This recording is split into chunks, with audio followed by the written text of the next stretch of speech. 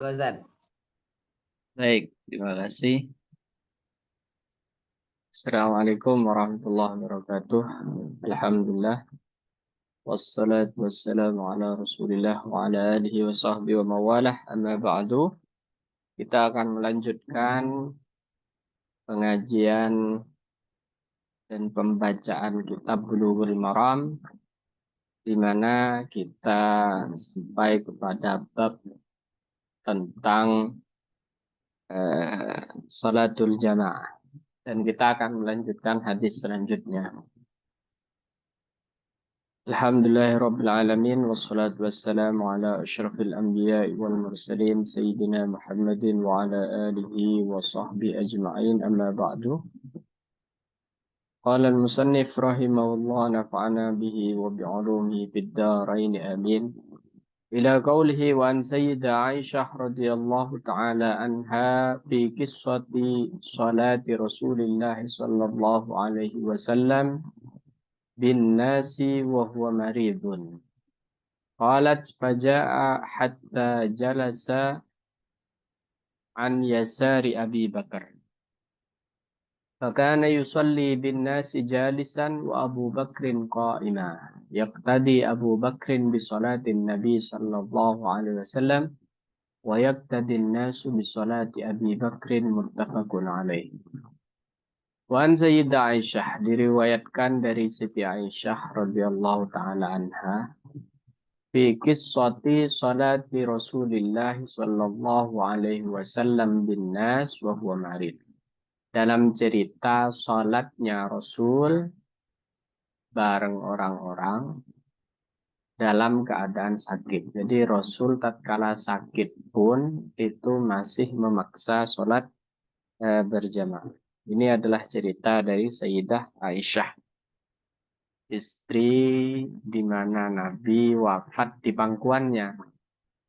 Istri yang paling dicintai, istri di mana giliran istri-istri yang lainnya itu kemudian dimintakan untuk diberikan kepada Siti Aisyah tatkala Rasulullah sakitnya sudah semakin kritis, seperti itu ya. Jadi ini dikala sakit kritisnya Nabi. Kisah panjangnya itu ada di Sahih Bukhari, Sahih Muslim, muttafaqun alaih di situ. Jadi Nabi sudah sakit kritis, itu masih maksa sholat berjamaah. Ini menunjukkan bahwa berjamaah itu sangat penting, gitu ya. Bahkan di masa-masa Nabi kritis, gitu ya. Wahwa marib di situ. Nah, di situ Nabi sebenarnya bilang kepada istrinya Siti Aisyah, wahai Aisyah, muru Abu Bakrin ayyusalliya bin nas.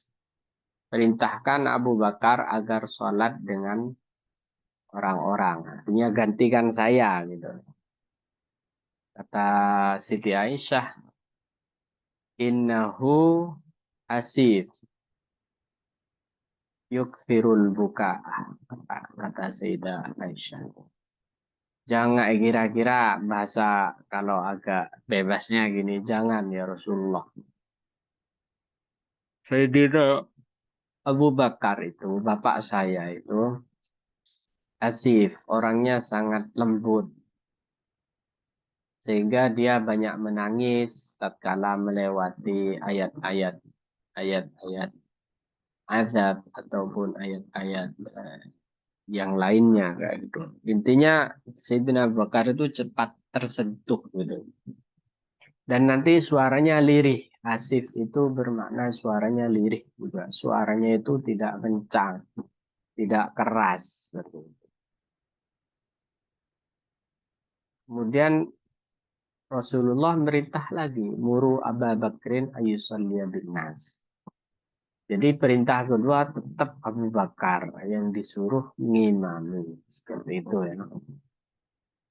Kemudian jawaban Siti Aisyah sama. Innahu rajulun asif kayak gitu-gitu. Kata Nabi kemudian di di ucapan ketiga bilang inna kunnah mithlu sawahibi Yusuf.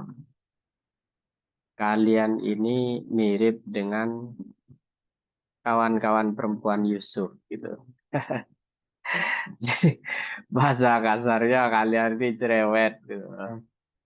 Cuma Nabi kan halus perangainya jadi bilang inna kunna mithla sawahibi Yusuf. Kalian ini mirip dengan kawan-kawan perempuannya Yusuf. Maksudnya ya Zulaikha dan kawan-kawan. Itu kan iseng terus apa terus juga apa ingin tahu terus apa kata anak sekarang itu ya seperti itulah kira. Jadi selalu penasaran apa ya selalu penasaran itu kata orang sekarang ya kira-kira begitu terus apa ya kalau di syarahnya itu disebutkan yuzhiru ma la yubtin menampakkan yang tidak yang dia sembunyikan. Jadi ngundang ngundang perempuan-perempuan Mesir. Zulaikha itu ngundang perempuan-perempuan Mesir, Mesir. Tapi maksudnya supaya tahu kegantengan Nabi Yusuf dan agar gak hanya ngerupiin saya tok kira-kira begitu kata Zulaikha. Ini loh biar tahu kalian bahwa Yusuf itu ganteng banget. Sehingga kalau saya naksir itu masuk akal, nggak usah dirasani. Saya itu nahan tahunan, bertahun-tahun sejak mendidik dia sejak kecil itu kan. Didik dia sejak kecil dan dia tumbuh ganteng gitu. Jadi saya masuk akal. Kalian yang baru jumpa saja itu sudah ngiris-ngiris tangannya gitu. Kan oleh Zulaikha dikasih apel sama pisau gitu. Nah, itu adalah kata Nabi inna kunna sawahibu Yusuf. Ngundang tapi maksudnya supaya tahu artinya mohon maaf apa ya yang diucapkan itu terkadang bukan itu maksudnya itu penuh teka-teki penuh bersifat enigmatik kata orang-orang penyair. Baik, wahwa marid. Kemudian akhirnya Sayyidina Abu Bakar ngimami. Qalat Sayyidah Aisyah bercerita faja'ah. Nabi agak mendingan setelah Sidina Abu Bakar ngimami, Nabi agak mendingan gitu. Maka Nabi datang hatta jalasah sampai kemudian Nabi duduk an yasari Abi Bakrin di kirinya Sayyidina Abi Bakar. Berarti Nabi ikut bergabung. Nabi kemudian fakana yusalli bin nasi jalisa. Nabi sholat duduk wa Abu Bakrin qa'imah. Sementara Sayyidina Abu Bakar berdiri. Nah itu kan awalnya yang takbir Sayyidina Abu Bakar. Atau Sayyidina Abu Bakar belum sempat takbir, takbiratul ihram. Nabi ikut bergabung. Maka apa yang dilakukan Abu Bakar? Yak tadi Abu Bakrin bisolatin Nabi Sallallahu Alaihi Wasallam. Sayyidina Abu Bakar ikut atau bermakmum kepada solatnya Nabi Sallallahu Alaihi Wasallam. Wayak tadi nasu orang-orang ngikuti gerakannya di solat Abu Bakar, gerakannya Abu Bakar. Nah, di sini banyak sekali faedah dan hukum yang bisa kita rangkum ya dari satu hadis ini. Pertama, bahwa memang Sayyidina Abu Bakar itu memiliki hati yang lembut satu. Dan itu sampai putrinya juga bilang begitu. Kedua, Sayyidina Abu Bakar itu memang spesial di hadapan Nabi. Sampai momen-momen seperti ini, itu Nabi tetap mencari Abu Bakar. Makanya kalau kemudian Sayyidina Abu Bakar ini terpilih sebagai khalifah pasca wafatnya Nabi, itu kan ada yang berargumen nurdi bidinina, nurdi lahu bidinina, wa kaifala nurdi bi umuri dunyana. Ada yang bilang begitu. Kalau kita pernah ridho dalam urusan agama kita, yaitu sholat, bahwa Nabi nunjuk Abu Bakar sebagai penggantinya di dalam sholat, dan kita ridho dengan itu urusan agama kita, apalagi kok hanya urusan duniawi kayak gitu. Itu berapa orang yang pro Sayyidina Abu Bakar gitu ya. Dan kemudian memang Sayyidina Abu Bakar ini eh, apa menjadi jawaban gitu ya dari kegelisahan kaum muslimin yang krisis kepemimpinan. Jadi pasca wafatnya Rasul itu kan kan sangat-sangat kondisinya sangat-sangat sangat-sangat tidak stabil gitu ya. Kata Ansor, minna amir wa minkum amir. Biarlah kami memilih pemimpin kami sendiri, kalian memilih pemimpin sendiri, kata Ansor kepada kaum muhajirin. Jadi sangat-sangat tidak stabil ketika itu, ketika Rasulullah wafat. Sampai Ansor itu pengen bikin pemimpin sendiri, Muhajirin bikin pemimpin sendiri, kayak kira-kira seperti itu.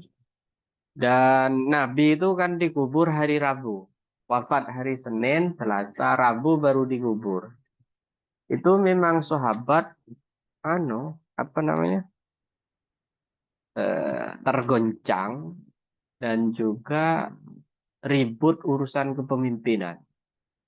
Jadi urusan kepemimpinan itu, politik itu memang perkara yang diributkan pertama kali di dalam Islam pasca wafatnya Rasulullah. Seperti itu.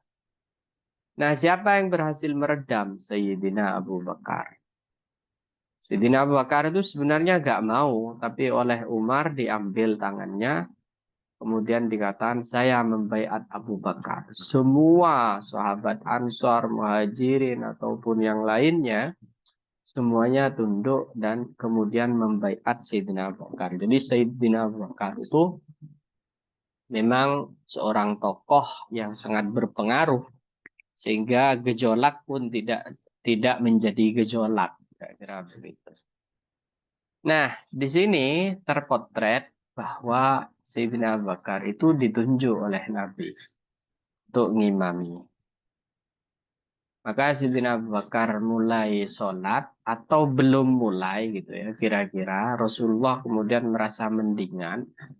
Maka Rasulullah juga mendekat. An Yasari Abi Bakar. Di kirinya Abu Bakar. Kenapa di kirinya? Karena dalamnya Rasulullah atau rumahnya Rasul itu di kirinya tempat imam memang. Di Raudhah itu kan. Ma bainah hujrati wa mimbari raudhah min riyadil jannah. Antara mimbar dan kamarku, ya, kata Anas, itu ada raudhah. Jadi jaraknya segitu. Kamar Nabi, batas raudhah itulah di kirinya itu adalah eh, atau makam Nabi sekarang itu loh. Karena seorang Nabi itu akan dikebumikan di mana dia meninggal. Makam Nabi itu adalah kamar Nabi itu. Makanya Nabi duduknya di kiri Abu Bakar. Beliau sholat duduk, Sayyidina Abu Bakar berdiri. Nah ini juga boleh jadinya. Kalau imamnya misalkan sakit dan dia favorit gitu, atau imam rawatib, memang imam kampung itu, ya boleh dia duduk, makmum berdiri itu juga boleh. Atau di dalam mazhab kita Syafi'i, imam sholat sunnah, makmum sholat wajib ya boleh. Itu di kita. Nah tapi kemudian di sini ada hikmah ya, bahwa Sayyidina Abu Bakar kemudian mundur sedikit. Ketika Nabi duduk di kirinya, Sayyidina Abu Bakar mundur sedikit. Tadi Abu Bakrin bisolatin Nabi. Jadi Sayyidina Abu Bakar gak lagi ngimami, tapi menjadi makmum dari Nabi. Seperti itu. Kemudian apa peran Abu Bakar? Wayak tadinna subis salati Abi Bakar. Sayyidina Abu Bakar kemudian berperan sebagai penyampai kabar tentang gerakan Nabi. Kalau Nabi ruku itu kan sujud dalam keadaan duduk kan. Itu kan rukuknya begini saja, kan, nggak sampai artinya untuk orang yang di soft 2, 3 kemungkinan tidak melihat. Maka Sayyidina Abu Bakar di situ berperan sebagai penyambung. Ini mungkin yang diikuti kemudian oleh masjid-masjid besar. Sehingga ada makmum yang takbir dengan sangat keras. Gitu. Seperti di Mekah itu kan ada. Kalau imam takbir, itu ada yang nyambungin atau ngerasin. Allahu Akbar. Sami Allahu liman hamid. Itu dasarnya ini. Jadi dasarnya itu Sayyidina Abu Bakar menjadi penanda atau penyambung sholatnya Nabi seperti itu. Ya. Jadi ini hikmahnya banyak banget. Bahkan hukum yang kemudian diistimbat, digali dari satu hadis ini sangat-sangat banyak. Seperti itu. Muttafaqun alaih. Hadis ini disepakati oleh Sayyidina Al-Imam Al-Bukhari wal Imam Muslim. Wa Nabi Hurairah. Kita lanjut. Wa Nabi Hurairah radhiyallahu taala anhu, dan diriwayatkan dari Sayyidina Abi Hurairah. Anna Nabi sallallahu alaihi wasallam qala. Bahwa Nabi sallallahu alaihi wasallam qala bersabda.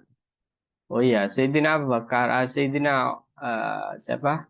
Siti Aisyah itu orang yang terakhir memangku Nabi. Karena Nabi itu wafat di pangkuan Siti Aisyah. Bahkan sesuatu yang masuk ke mulut yang mulia Rasulullah itu adalah sisa ludahnya Siti Aisyah dan siwaknya. Jadi si Kanjeng Nabi itu minta siwak yang dipegang oleh Abdullah bin Abbas kayak gitu.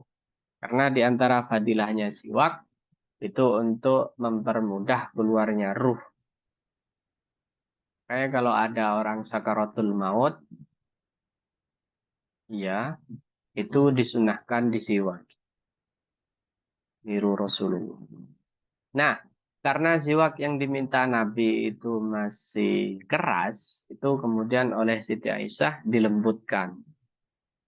Dilembutkan. Makanya kata ulama, air liur Siti Aisyah ya juga masuk terakhir ke lisan yang mulia Rasulullah SAW. Wa Nabi Hurairah diriwayatkan dari Sayyidina Abi Hurairah dan Nabi sallallahu alaihi wasallam bahwa Nabi sallallahu alaihi wasallam qala bersabda, "Idza amma ahadukumun nasah falyukhaffif." Idza amma tatkala ngimami menjadi imam ahadukum salah seorang di antara kalian an-nasah imam orang banyak falyukhaffif maka ringankan. Ringankan. Ini senada dengan hadis Mu'adz kemarin ya. Jangan baca surat-surat yang panjang. Sayyidina Mu'adz kan kemarin baca Al-Baqarah, Al-Imran. Apa alasan Rasulullah? Jadi Rasulullah itu kalau ngelarang atau merita itu kadang ngasih alasan, kadang alasannya diungkap oleh ulama.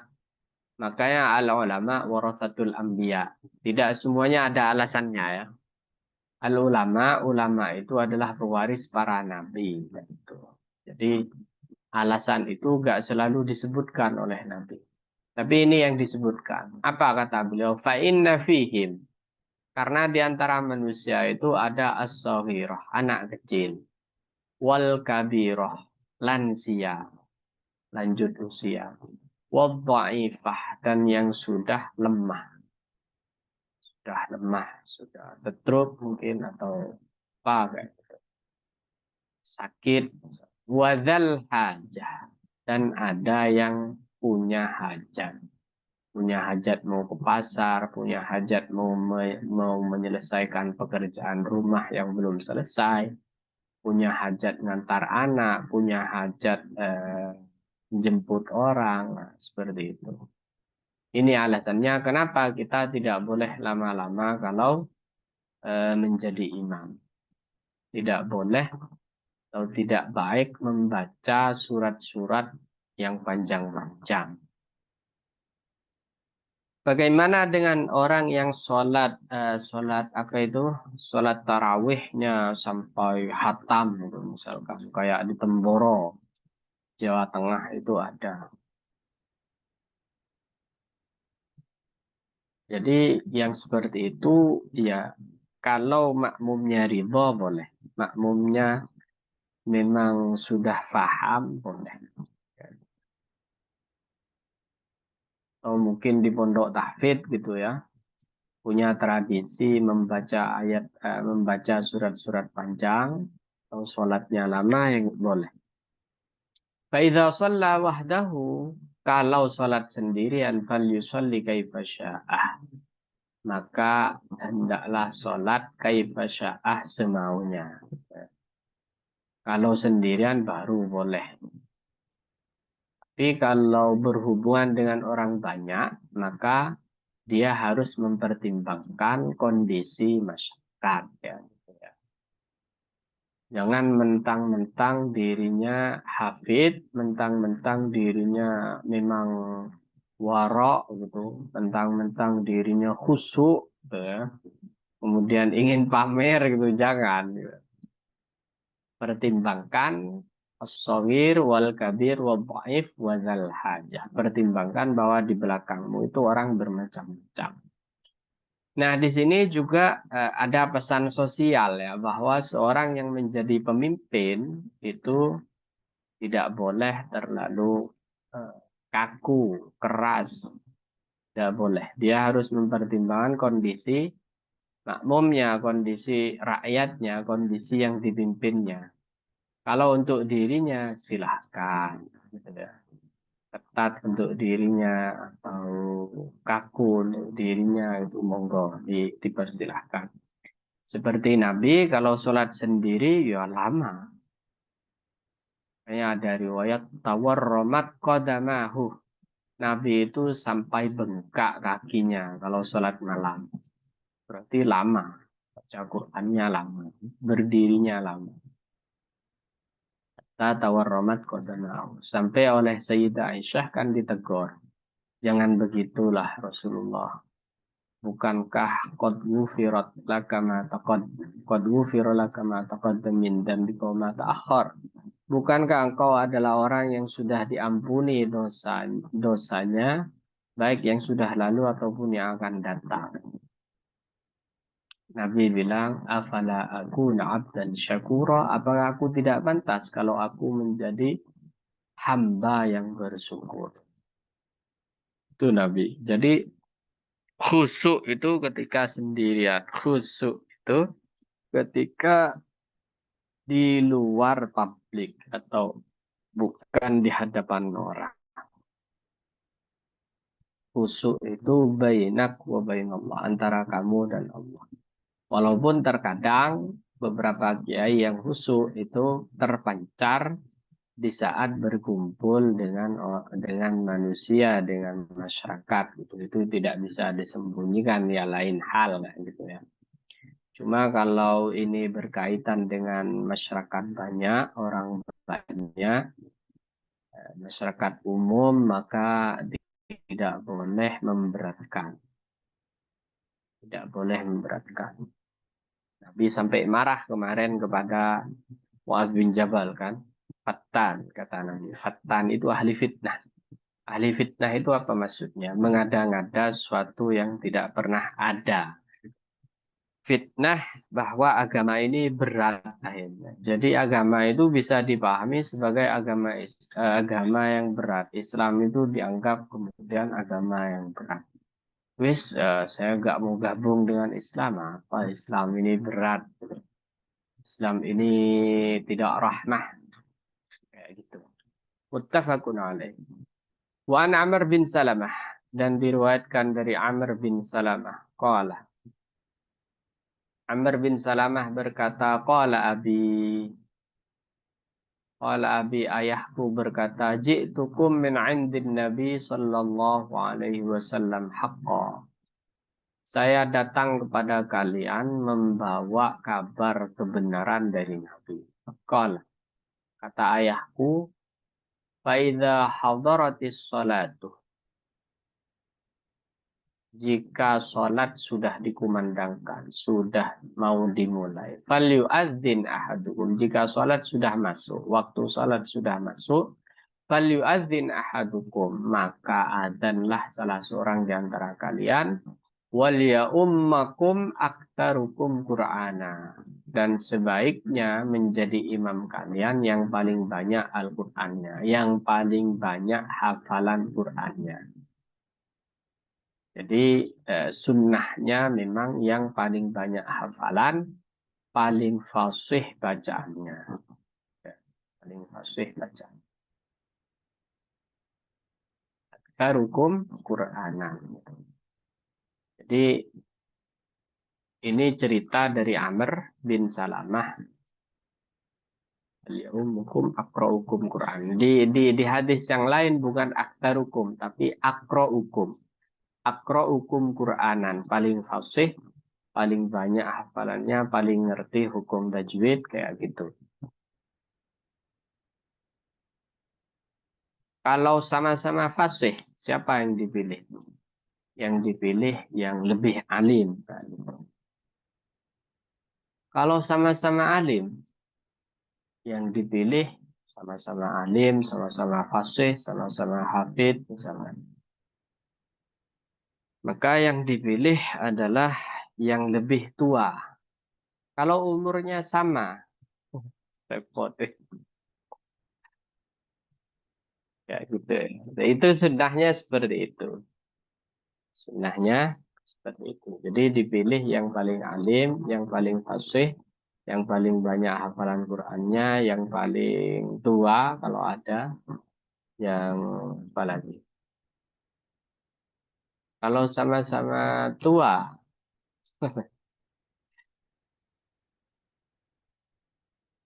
ini repot. Jadi ya seperti itu kira-kira. Kalau selevel semua maka yang dipilih yang mana? Terakhir kata ulama. Yang dipilih itu yang lebih bersih pakaiannya. Kalah berkata Amr bin Salamah, "Fanadharu." Fanadharu mereka melihat. Jadi ini ceritanya Amr bin Salamah itu pulang ke kampungnya bersama ayahnya. Kemudian ayahnya ini mengutip hadis yang baru didengar oleh Nabi. Jika sholat sudah masuk waktu sholat, maka adzanlah. Dan yang berhak mengimami itu yang paling banyak hafalan Qur'annya. Jadi dulu itu seperti itu. Maksudnya orang-orang yang masuk Islam itu belajar ke Nabi sebulan, seminggu itu. Kemudian pulang ke kampungnya ngimami. Setelah paham tentang rukun Islam, rukun iman, itu mereka pulang kemudian mengajari umat, mengajari rakyatnya atau masyarakatnya Islam. Sering itu Nabi dapat wafid istilahnya. Wafidun itu adalah tamu dari luar kota Madinah yang ingin belajar Islam. Nah, fanadharu kata Amr bin Salamah. Mereka lihat-lihat. Falam yakun ahadun aktar Qur'anan minni. Maka tidak ditemukan seorang pun yang lebih banyak hafalan Qur'annya minni dari aku. Faqaddamuni. Maka mereka memajukanku menjadi imam. Wa ana sementara aku ibnu sittin au sab'i sinin. Saya masih berumur 6 atau 7. Nah, hadis ini menjadi dasar bahwa imam itu boleh meskipun belum balik. Boleh meskipun belum balik. Ibu-ibu umpamanya mau berjamaah dengan anaknya ya boleh. Ya, gitu. Boleh. Nah, ini kriteria imam memang idealnya itu aktsarukum Qur'anan, yang paling banyak hafalan Qur'annya, yang paling alim, yang paling tua kayak gitu. Itu idealnya. Tapi kalau sudah tidak ada, boleh. Bahkan sholat di belakang orang fasik, ya boleh, tetap sah. Sallu khalfa kulli fajirin, khalfa kulli birrin wa fajirin. Sholatlah kalian di belakang orang baik dan orang tidak baik. Umpamanya siapa? Umpamanya presiden. Umpamanya gubernur. Umpamanya bupati. Atau apa? DPR. Anggota DPR. Yang terlilit korupsi, ngimami, ya saya sholat di belakang dia ya tetap sah. Tetap sah. Di hadis yang lain Nabi mengatakan, Sallu khalfa man qala la ilaha illallah. Sholatlah kalian di belakang orang yang yang yang beriman kepada la ilaha illallah Muhammadur Rasulullah. Artinya setiap mukmin. Saya ketika ke Yaman dulu di kota Son'a itu orangnya Syiah Zaidiyah, Syiah. Orangnya itu Syiah, tapi Syiahnya bukan Syiah yang ekstrim, Syiah Zaidiyah. Syiah Zaidiyah itu Syiah yang mengikuti Zaid bin Ali. Jadi Sayyidina Ali itu punya anak selain Hasan Hussein dari istri yang lain, bukan dari siapa? Bukan dari Sayyidah Fatimah, bukan cucu Nabi gitu ya. Itu punya anak banyak. Di antaranya adalah nah siapa Zaid ini. Jadi mereka menyebutnya dengan Imam Zaid. Nah, itu punya mazhab namanya Syiah Zaidiyah. Syiah. Ya dia dari kelompok Syiah, tapi Syiah yang moderat. Dia katakan yang paling berhak menggantikan Nabi itu Ali, Sayyidina Ali. Tapi kepemimpinan Abu Bakar sah, kepemimpinan Umar sah, kepemimpinan Utsman tetap sah. Meskipun yang paling afdol itu sebenarnya Ali, itu Zaidiyah seperti itu. Tidak ekstrim kalau Zaidiyah. Kalau yang selain Zaidiyah, yang di Iran saat ini, itu mengatakan bahwa tidak, yang sah itu kepemimpinannya adalah Sayyidina Ali. Meskipun katanya Ali Khamenei ataupun ayahnya Imam Khomeini itu mengatakan atau mencegah orang-orang Syiah ataupun ulama-ulama Syiah untuk menghujat Sayyidina Abu Bakar, Umar, dan Utsman. Tidak boleh. Tapi secara pandangan mereka tetap Sayyidina Ali itu yang paling benar untuk mimpin. Rawahul Bukhari. Hadis ini diriwayatkan oleh Imam Al-Bukhari wa Abu Dawud dan Imam Abu Dawud wa Nasai dan Imam An-Nasai. Seperti itu. Baik, mungkin ada yang mau ditanyakan atau mau di curhat-curhat, berbagi pengalaman, Assalamualaikum. dipersilakan. Waalaikumsalam, Bu Nida. Silakan. Afwan Ustadz izin bertanya. Saya tuh sempat dapat materi tentang ini ya, memilih imam dalam sebuah jamaat sholat juga. Yang pertama kali sebagai kriteria itu bukan yang paling alim, tapi yang paling fakih dalam urusan sholat. Maksudnya dari toharoh sampai sholat. Tapi mungkin, nah terus yang pertama fakih sholat, bab sholat. Yang kedua adalah alim atau waro gitu ya. Yang kedua paling banyak hafalan dan paling bagus tajwid. Yang ketiga alim atau waro.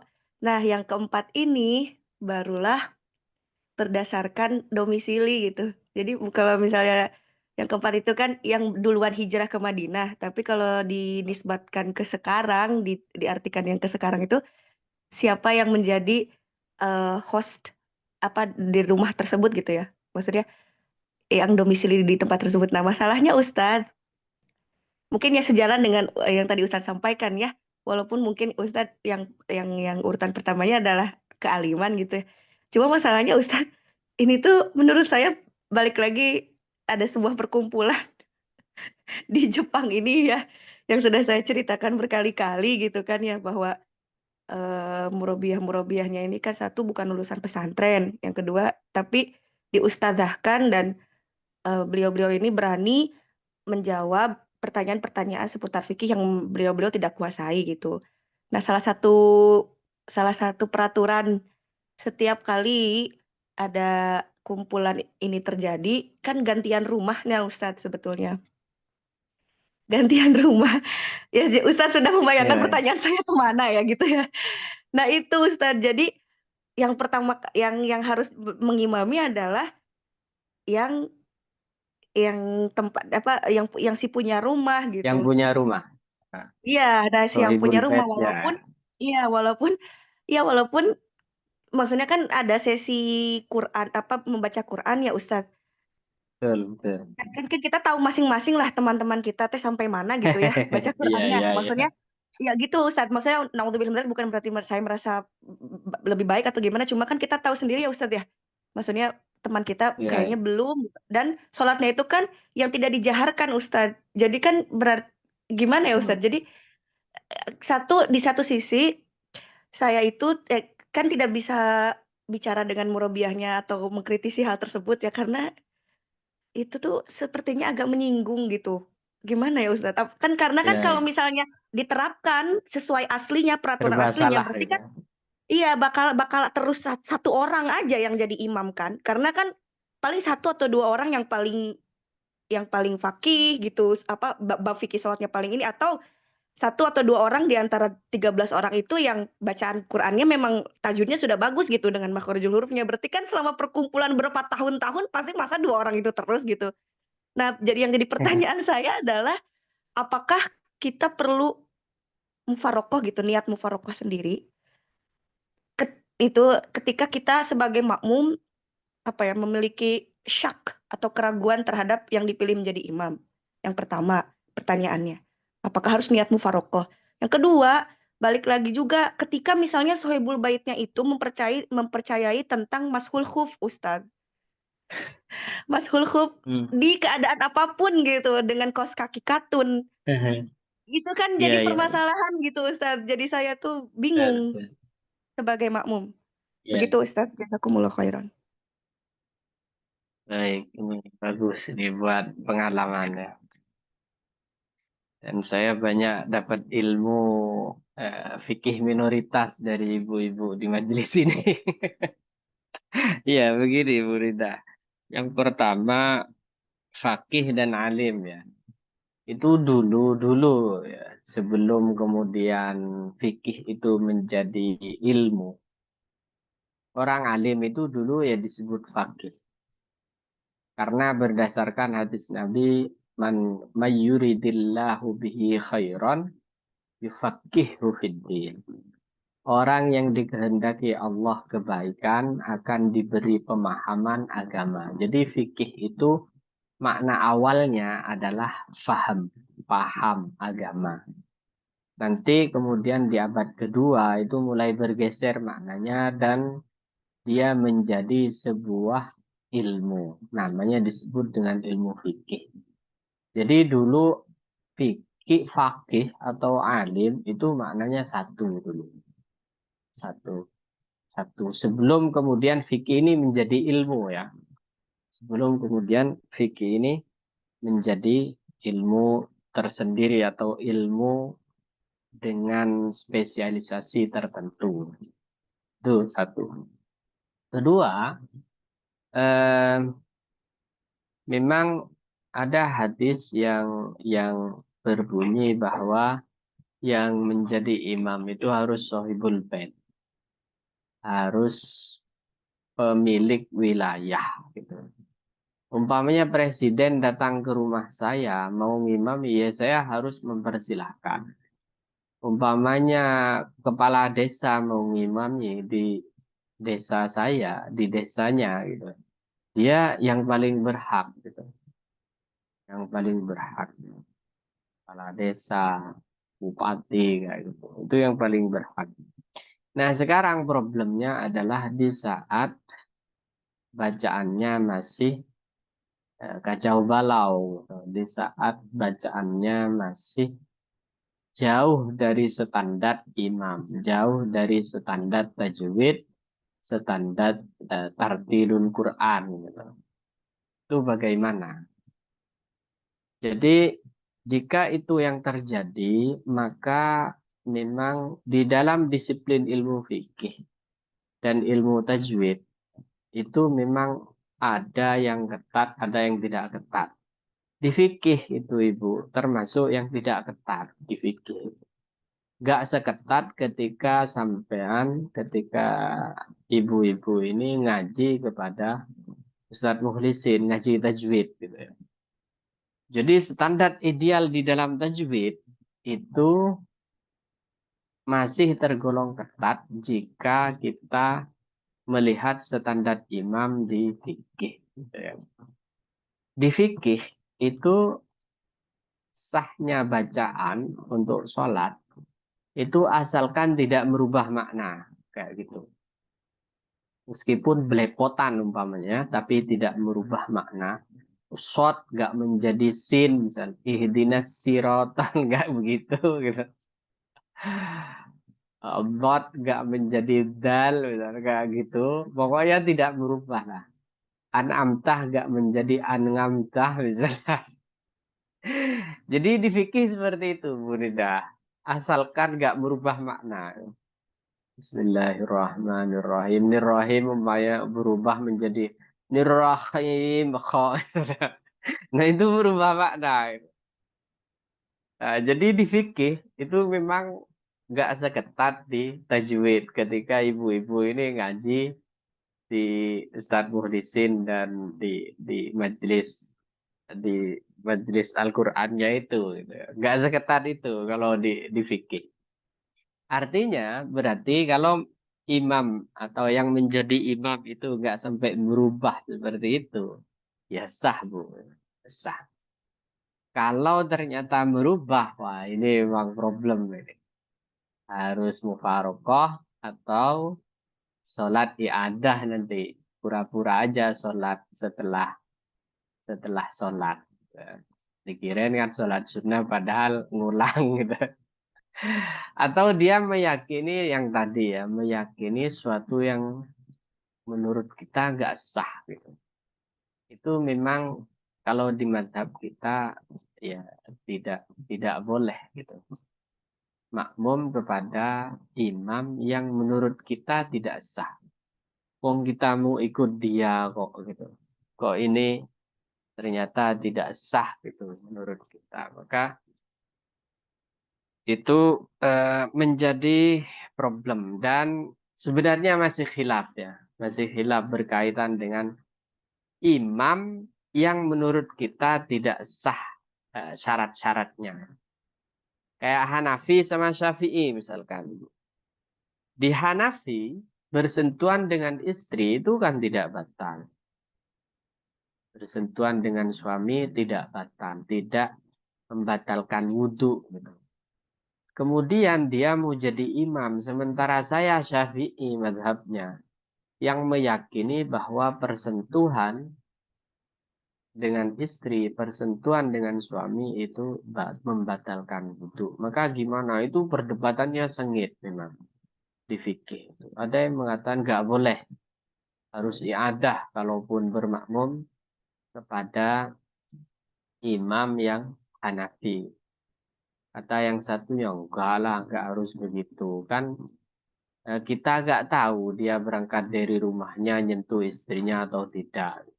Kayak gitu-gitu. Jadi ada yang mengatakan kaidahnya itu ala sholati imamihi. Bergantung kepada sholat imamnya. Kalau pada sholat imamnya maka imamnya batal, jadi batal. Kalau ada kaidah kedua bagi orang-orang yang pendapat kedua tadi yang mengatakan bahwa setiap sholat itu ya sholat sendiri-sendiri. Syaratnya, rukunnya itu semuanya tanggung jawab sendiri. Ya gitu. Gak kemudian kita kita itu nitip batal dan sahnya sholat kepada imam kan kayak gitu. Nah itu. Jadi memang itu apa masih dalam ranah perbedaan pendapat gitu ya. Perbedaan pendapat. Kalau kita bermakmum kepada orang yang kita anggap dia tidak sah menurut ilmu kita atau tidak sah menurut madhab yang kita yakini. Jadi seperti itu Bu Nida. Baik, mungkin ada yang lain. Ini ada di message. Afwan Ustadz, kalau cerita tentang Ali menikahi tadi ibu dari Imam Zaid itu, bukannya katanya Rasulullah sebetulnya Rasulullah itu melarang Ali untuk menikah lagi, mempoligami Fatimah gitu. Saya pernah dengar itu. Ya, Lalu kenapa bisa ya tetap itu menikah? itu larangan setelah Siti Fatimah semasa Siti Fatimah hidup. Jadi pernah itu siapa Sayyidina Ali itu mau menikahi putrinya Abu Jahal gitu. Kan masih sepupunya juga itu. Tapi masih di Mekah itu. Kata Nabi, jangan kau kumpulkan antara putri musuh Allah dengan putri kekasih Allah. Kira-kira begitu. Semenjak itu Sayyidina Ali tidak mau mempoligami siapa? Siti Fatimah. Tapi setelah Siti Fatimah wafat, Sayyidina Ali poligamor. Mohon maaf. Ya berpoligami gitu ya. Kan Siti Fatimah itu wafat 6 bulan setelah Rasulullah wafat. Jadi sangat cepat. Ada yang mengatakan itu karena kerinduan kepada ayahnya yaitu Rasulullah. Karena kecintaan. Jadi dia merasa kehilangan sehingga tertekan dan jadi itu adalah mautus syuhada. Jadi mati karena cinta itu kan termasuk mati syahid. Mati karena rindu itu termasuk mati syahid. Dan itu gak harus rindu kepada Rasulullah. Gak harus rindu kepada Allah. Tapi rindu kepada pasangan hingga kemudian wafat itu syahid. Masuk mautus syuhada seperti itu. Jadi poligami setelah Siti Fatimah wafat. Dan banyak anaknya. Bukan hanya Imam Zaid. Ada yang bernama Abu Bakar, ada yang bernama Umar, banyak. Baik, masih ada lagi. Kalau nggak ada, kita baca satu hadis lagi. Ini kurang 10 menit. Baik, kita baca satu hadis. Wan Abi Mas'udin radhiyallahu taala anhu diriwayatkan dari Abi Mas'ud qalah beliau berkata qala Rasulullah sallallahu alaihi wasallam. Nabi bersabda ya ummul qaumah. Ya ummul qaumah menjadi imam kaum akra'uhum li kitabillah. Yang paling baik bacaannya terhadap kitabullah. Fa'ingkanu fil qiraati sawa. Jika mereka dalam bacaannya sama, fa'a'lamuhum bis sunnah. Maka pilihlah yang paling alim, paling faham tentang sunnah, tentang hadis-hadis Nabi.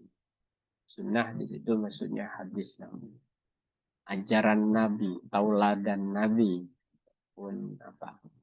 Warisan Nabi. Fa'ingkanu fis sunnati sawa. Jika mereka itu sama di dalam pemahamannya terhadap ajaran Nabi, fa'aqdamuhum hijratan. Ini tadi yang ditanya Bu Nida. Kalau dijelaskan, ditambahkan oleh Bu Nida. Fa'aqdamuhum hijratan. Maka yang paling duluan hijrah. Hajirin.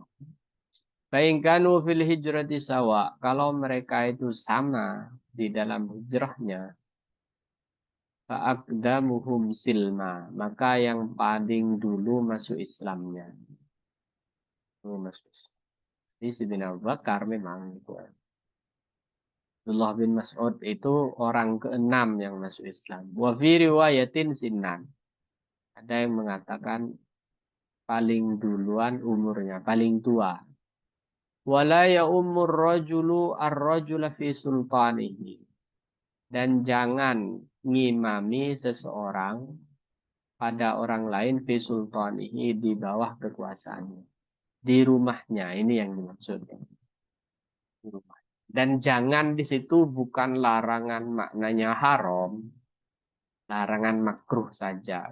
Kalau memang tadi tamunya lebih alim, tamunya lebih fasih, tamunya lebih ngerti hukum sholat, tamunya lebih ngerti tajwid dan tartil, ya yang baik adalah dia yang ngimami. Jadi la di situ tidak selalu dipahami larangan. Gitu. Jadi tradisi yang tadi disebutkan oleh Ibu Nida, ya tradisi yang terlalu kaku. Kalau setiap sohibul bed harus ngimami, sementara di belakangnya ada yang lebih alim, di belakangnya ada yang lebih ngerti. Wala yaqut fi baitihi ala takrimatihi illa biidnih. Dan jangan duduk di rumah orang ala takrimatihi atas penghormatannya illa biidnih kecuali dengan izinnya. Jadi seperti kita bertamu, yaitu memang adabnya jangan duduk dulu sebelum dipersilakan duduk-duduk. Nah, seperti itu.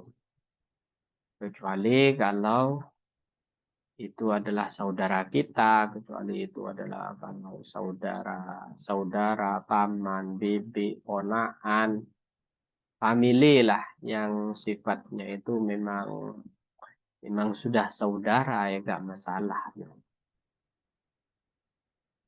Artinya kita memang sudah ke sana itu seperti rumah sendiri gak masalah. Bahkan sampai hidangan yang dihidangkan itu oleh ulama dibahas. Apakah kita boleh menyentuhnya sebelum dipersilahkan ataukah kita harus nunggu dipersilahkan dulu?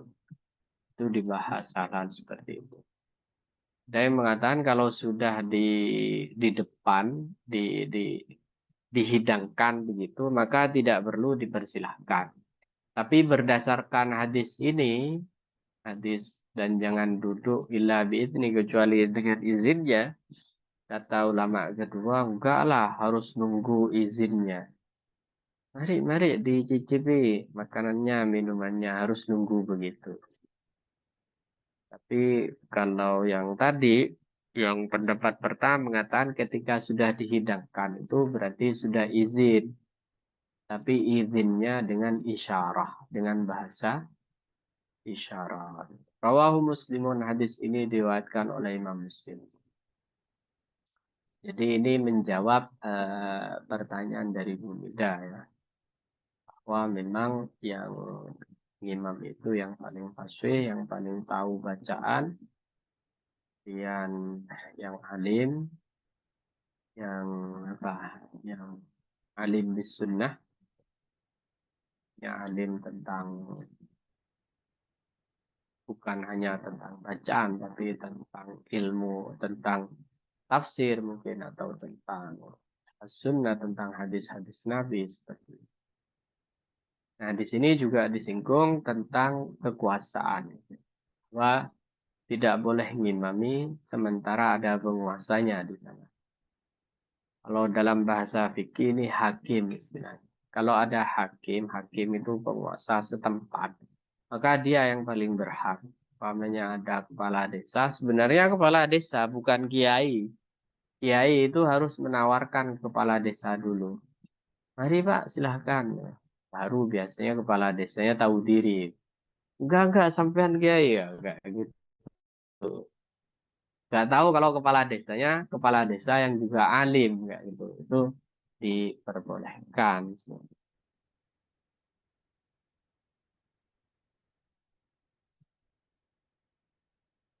Ya, kalau memang diyakini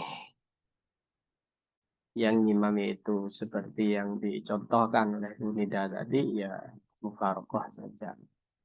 Baik, kita cukupkan. Barangkali sebelum kita tutup masih ada yang ingin ditanyakan, dipersilahkan Ibu-Ibu.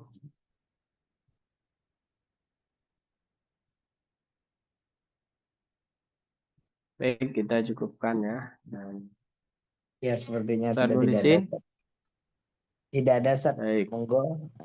Nanti solusi-solusinya mufarokoh. Baik, Ini kita dari Bu cukupkan. Nida, Ustaz. Iya, yang barusan. Ya Ya, tadi berarti. itu memang boleh mufarokoh gitu ya. Kalau memang meyakini si imam itu bukan seseorang yang benar menurut kitanya gitu ya. Dia seperti itu. Baik, kita cukupkan dan sampai jumpa kembali di malam minggu mendatang insya Allah. Masyiatillah. Mudah-mudahan apa yang kita baca bisa menambah wawasan, nambah cinta kita kepada Allah dan Rasul-Nya, cinta kita kepada sabda-sabda Nabi, dan jadi berkah bagi kita, bagi anak-anak kita, bagi keluarga kita. Ala hadhihi niyah wa bikunnitum salihah. Al-Fatihah. A'udzu billahi minasyaitonir rajim. Bismillahirrahmanirrahim. Rahmanir-Rahim. Maliki yaumiddin. Siratal ladzina an'amta 'alaihim. بسم الله الرحمن الرحيم الحمد لله رب العالمين حمدا يوافي كثيرا مزيدا ربنا لك الحمد لله الذي جلال وجهه وعلى سلطان سبحانه وتعالى السيئ فنعم.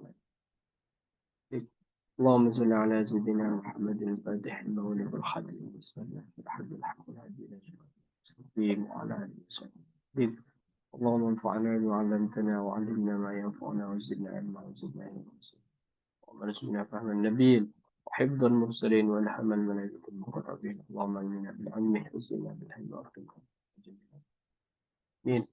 ربنا لا تزغ قلوبنا بعد إذ هديتنا وهب لنا من لدنك رحمة ربنا هب لنا من أزواجنا وذرياتنا إماما ربنا هب لنا من لدنك ذرية طيبة إنك سميع الدعاء اللهم اجعلنا ولاة وكلا ولا تجعلنا وإياهم من أهل الشر والخير ربنا حسنة وفي الآخرة حسنة وقنا عذاب النار سبحان ربك رب العزة عما يصفون وسلام على رب العالمين.